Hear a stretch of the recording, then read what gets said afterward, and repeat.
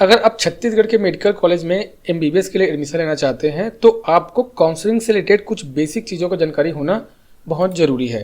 जैसे कि स्टेट या गवर्नमेंट कोटा, मैनेजमेंट कोटा या एनआरआई कोटा, ये सब क्या होता है, कौन कौन से स्टूडेंट इसके लिए एलिजिबल हैं, स्टेट का रिजर्वेशन सिस्टम क्या है, क्या छत्तीसगढ़ के मेडिकल कॉलेज में अदर स्टेट के स्टूडेंट अप्लाई कर सकते हैं यानी कि एडमिशन ले सकते हैं, और अगर एडमिशन ले सकते हैं तो क्या उन्हें रिजर्वेशन का बेनिफिट मिलेगा या नहीं मिलेगा।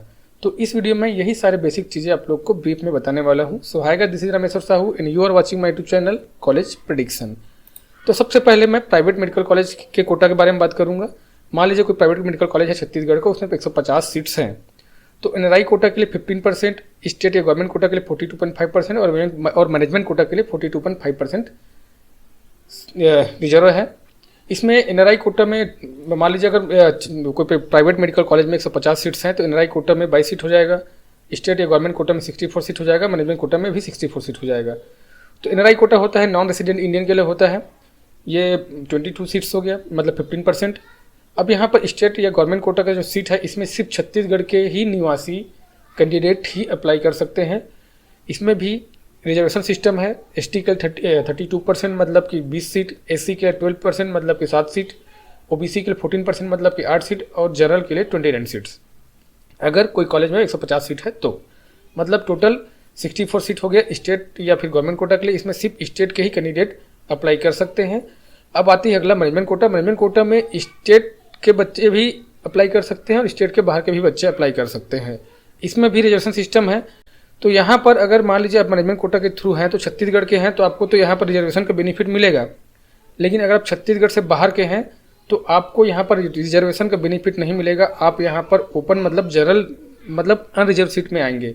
मतलब जो 29 सीट्स है अनरिजर्व का, उसी में ही अदर स्टेट के कैंडिडेट भी अप्लाई कर सकते हैं। उनको यहाँ पर एसटी, एससी या ओबीसी का कोई भी रिजर्वेशन सिस्टम का बेनिफिट नहीं मिलने वाला। तो ये तो हो गया प्राइवेट मेडिकल कॉलेजेस के लिए।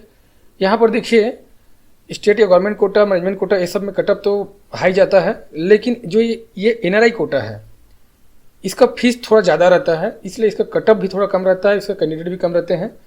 तो इसका कटअप मान लीजिए आपका ये मान के चलिए कि 180-90 नंबर भी आपका जैसे रहता है तो आपको मिलने का चांसेस रहता है कि आपको प्राइवेट मेडिकल कॉलेज में छत्तीसगढ़ में एनआरआई कोटा के थ्रू आपको एडमिशन मिल जाए। बट इसका फीस थोड़ा ज़्यादा रहता है, इसका डॉक्यूमेंटेशन थोड़ा लेंदी रहता है। अगर आपको एनआरआई कोटा के बारे में और डिटेल से जानना है, एनआरआई कोटा के थ्रू आपको काउंसलिंग में पार्टिसिपेट करना है तो आप मुझसे डायरेक्ट पर्सनल काउंसलिंग भी करवा सकते हैं। आपको मैं अपना व्हाट्सएप नंबर वीडियो के नीचे डिस्क्रिप्शन में दे दूंगा, वहाँ से आप मुझे कॉन्टैक्ट कर सकते हैं। वहाँ पर आपको मैं पूरा इसके बारे में डिटेल से आपको समझा दूंगा, इसका एलिजिबिलिटी क्राइटेरिया क्या है और क्या क्या डॉक्यूमेंटेशन है, सारी चीज़ें हम लोग इसके बारे में बात कर लेंगे, फीस वगैरह के बारे में भी बात कर लेंगे।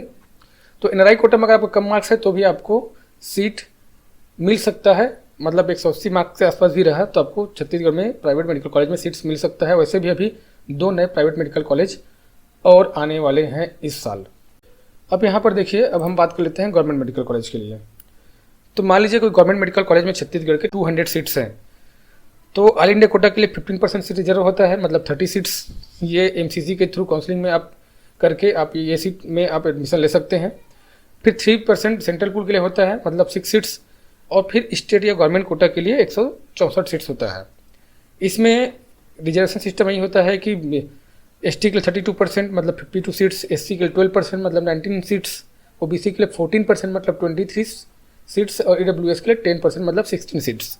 बाकी बचा हुआ सीट यूआर है, मतलब 54 सीट्स के लिए यूआर कैंडिडेट अप्लाई कर सकते हैं। इसमें सिर्फ स्टेट के ही बच्चे कर सकते हैं, अदर स्टेट के नहीं कर सकते। अदर स्टेट के बच्चे लोग को अगर एडमिशन लेना है गवर्नमेंट मेडिकल कॉलेज में छत्तीसगढ़ का तो उनको ऑल इंडिया कोटा मतलब एमसीसी के काउंसलिंग के थ्रू ही यहाँ पर एडमिशन लेना होगा। यहाँ पर प्राइवेट मेडिकल कॉलेज आप लोग को एक तो कन्फ्यूजन हुआ होगा, यहाँ पर एनआरआई कोटा काटने के बाद जितना भी ये स्टेट गवर्नमेंट का कोटा है और मैनेजमेंट कोटा है, ये दोनों को काउंसलिंग स्टेट काउंसलिंग से होता है। ये मैनेजमेंट कोटा के लिए अलग से काउंसलिंग नहीं होता है। तो वो फ्रेंड्स ये तो था मतलब कि कोटा के बारे में कि कोटा क्या होता है, state quota, government quota, NRI quota, और साथ में आप लोग बता दिया कि छत्तीसगढ़ में रिजर्वेशन सिस्टम क्या है, अदर स्टेट के बच्चे लोगों के लिए क्या सिस्टम है। ये कुछ बेसिक जानकारी था जो आप लोगों को मैंने बताया। अगर आप लोग की वीडियो अच्छा लगा होगा तो आप लोग इस वीडियो को लाइक करके चैनल को सब्सक्राइब करके बेल आइकन को प्रेस करना मत भूलिएगा। अगर आपको कुछ और आपके मन में डाउट होगा तो कमेंट करके मुझे ज़रूर पूछिएगा, तो मैं आप लोग को कोशिश करूँगा उसको जल्द से जल्द सॉल्व करने की। अगर आपको पर्सनल काउंसलिंग कराना है तो नीचे डिस्क्रिप्शन में आपको मेरा व्हाट्सएप नंबर मिल जाएगा, वहाँ से आप मुझे मैसेज कर सकते हैं। तो ठीक है फ्रेंड्स, ये तो था आज का video. Thanks for watching, bye bye.